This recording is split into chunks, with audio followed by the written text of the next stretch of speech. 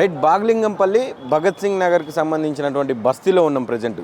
ఏదైతే ప్రజాపాలన వచ్చిన తర్వాత ఇందిరమ్మ రాజ్యం తెచ్చిన పక్కా ఇల్లులు కట్టిస్తా అని చెప్పి గత ప్రభుత్వాలను విమర్శిస్తూ పేదోళ్ళని పట్టించుకోలేదు బీఆర్ఎస్ ప్రభుత్వం అని చెప్పి పదే పదే విమర్శిస్తూ గద్దెనెక్కినటువంటి కాంగ్రెస్ ప్రభుత్వం రేవంత్ రెడ్డి గారు ఇప్పటి వరకు కూడా ఇక్కడ చూడొచ్చు ఇల్లులకు సంబంధించి ఇప్పటి వరకు కూడా ఇవే గుడిసెలు ఇవే రేకులు ఇట్లనే ఉన్నాయి తప్ప వాళ్ళకు సంబంధించినటువంటి ఇల్లులు ఏదైతే పక్కా ఇల్లులు పట్టాలు ఇప్పిస్తాను లేదంటే పక్కా ఇల్లులు కట్టిస్తానని చెప్పి హామీలు ఇచ్చినా అవన్నిటిని కూడా విస్మరించి ఈరోజు పాలన చేస్తున్నట్టుగా మనకు కనిపిస్తూ ఉన్నది. వీళ్ళు ఏం చేస్తూ ఉన్నారు, ప్రజా దర్బార్ పెట్టి ఒక పోరాటం చేస్తూ ఉన్నారు. గతం నుంచి కూడా ఇదే తరహా కొనసాగుతూ ఉన్నది. మాకు ఇప్పుడు ఉన్నటువంటి ప్రభుత్వం వచ్చిన తర్వాత మాకు ఇల్లులు ఇస్తా అని చెప్పి లక్షల ఇందిరమ్మ ఇల్లులు ఇప్పటికే ఇచ్చినాం, లక్షల మందికి ఇచ్చినాం అని చెప్పి రేవంత్ రెడ్డి చెప్తా ఉన్నాడు. కానీ ఇవన్నీ కూడా ఇక్కడ నిజమా కాదా అనే విషయాలన్నీ కూడా ఇక్కడ కనిపిస్తూ ఉన్నాయి. చూసుకుంటున్నాయి ఎంత చిన్న చిన్న బస్తీలు ఉన్నాయంటే మనిషి పట్టలేనటువంటి బస్తీలు ఇవన్నీ కూడా. లోపల కూడా ఇల్లులు ఉన్నటువంటి సందర్భాలు అయితే కనిపిస్తూ ఉన్నాయి. అంత చిన్న చిన్న ఏరియాలలో ఇంత చిన్న చిన్న గుడిసెలు అవి ఇంత దారుణంగా ఉన్నటువంటి ఏరియాలు ఇవన్నీ కూడా. వీటిలో సంబంధించి ఒక్కసారి కూడా ఇక్కడికి వచ్చి మొన్న రేవంత్ రెడ్డి గారు ఇక్కడికి వచ్చి వాళ్ళకి సంబంధించి ఏదో బాగ్లింగంపల్లి సుందరయ్య విజ్ఞాన కేంద్రం సంబంధించి కూడా ఒక ప్రోగ్రాం చేయడం జరిగింది. మరి అక్కడి నుంచి ఇక్కడికి కూతవేడి దూరంలో 2 అడుగుల దూరంలోనే ఉన్నాయి.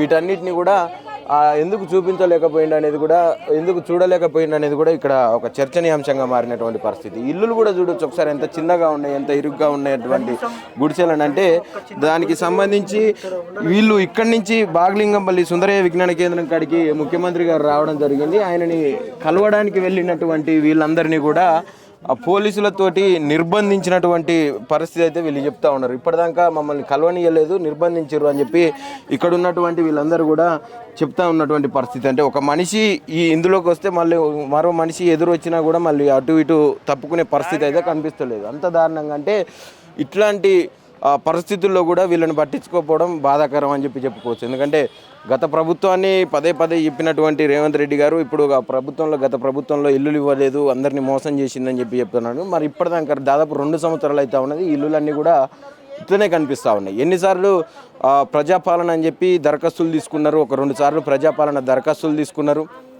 ఈరోజు 2 సంవత్సరాలు దాటిపోయింది. ప్రజాపాలన వచ్చి ఇందిరమ్మ రాజ్యం వచ్చి 2 సంవత్సరాలు దాటిపోయింది. మరి ఎందుకు కనిపించట్లేదు, ఈ గుడిసెలన్నీ కనిపించట్లేదా రేవంత్ రెడ్డి గారికి? ఇప్పటి వరకు కూడా దీంట్లో మీద ఎందుకు చర్యలు తీసుకోలేదు? వీళ్ళు కలవడానికి పోయినటువంటి వ్యక్తులను కూడా పోలీసుల వెంట నిర్బంధించేటటువంటి పరిస్థితి ఎందుకు వచ్చింది?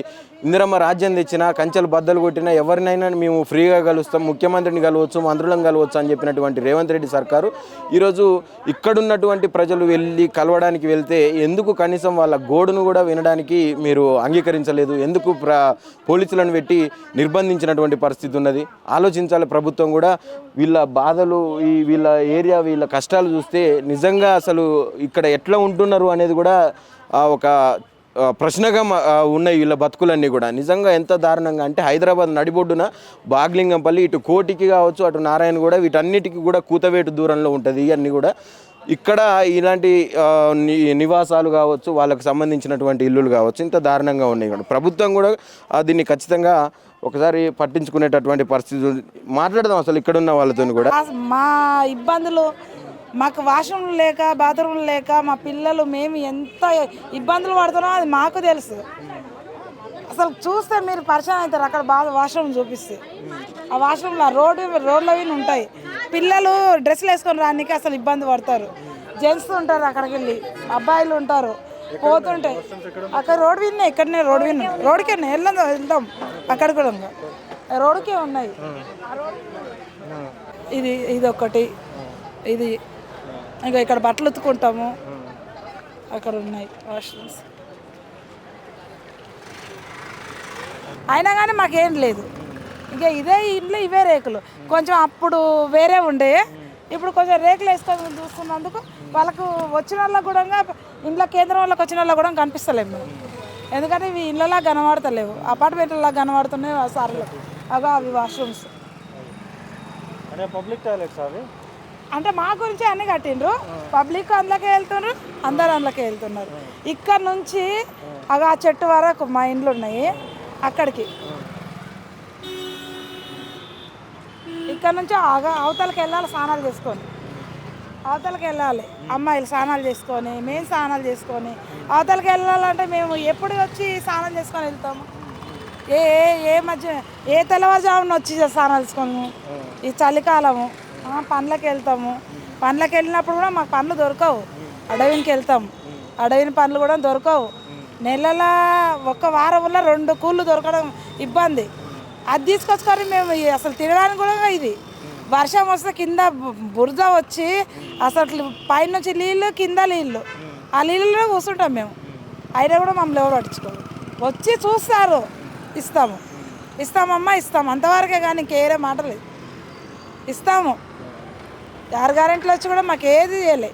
ఇప్పుడు 2500 అన్నారు కదా సార్, అది కూడా మాకు ఏది రాలే.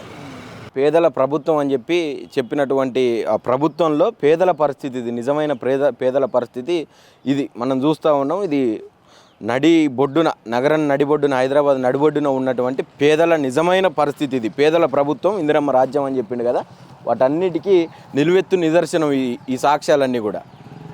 ఇప్పటికైనా ప్రభుత్వం కళ్ళు తెరిచి 2 సంవత్సరాలు దాటింది, ఇప్పటికైనా ప్రభుత్వం కళ్ళు తెరిచి వీళ్ళు కోరుకున్నట్టుగా ఇందిరమ్మ ఇల్లులు మీరు ఏదైతే లక్షలు పంచిపెడుతున్నాం అని చెప్తా ఉన్నారో ఆ లక్షల ఇల్లులు కాదు, ఇక్కడ ఉన్నటువంటి దాదాపు 75-80కి పైగా కుటుంబాలు ఏవైతే ఉన్నాయో వీటన్నిటిని కూడా ఆదుకోకపోగా ఇంకా రోడ్డు వెడల్పు చేస్తాం అని చెప్పి ఇక్కడ ఉన్నటువంటి గుడిసెలను ఖాళీ చేసే ప్రయత్నాలు జరుగుతూ ఉన్నాయంటే అవి కూడా తక్షణమే బంద్ చేసి ఇక్కడ ఉన్నటువంటి పేద ప్రజలకు, నిరుపేద ప్రజలకు అందరికీ కూడా పక్కా ఇల్లులు కట్టించి ఇందిరమ్మ ఇల్లులు కావచ్చు, డబుల్ బెడ్రూమ్ ఇల్లులు కావచ్చు, ఇవన్నిటిని కూడా ఇవ్వాలని చెప్పి పేదల తరఫున మేము కూడా కోరుకుంటూ ఉన్నాను. కెమెరా పర్సన్ ప్రవీణ్తో నవీన్, ఆద్య టీవీ, హైదరాబాద్, బాగ్లింగ్పల్లి నుంచి.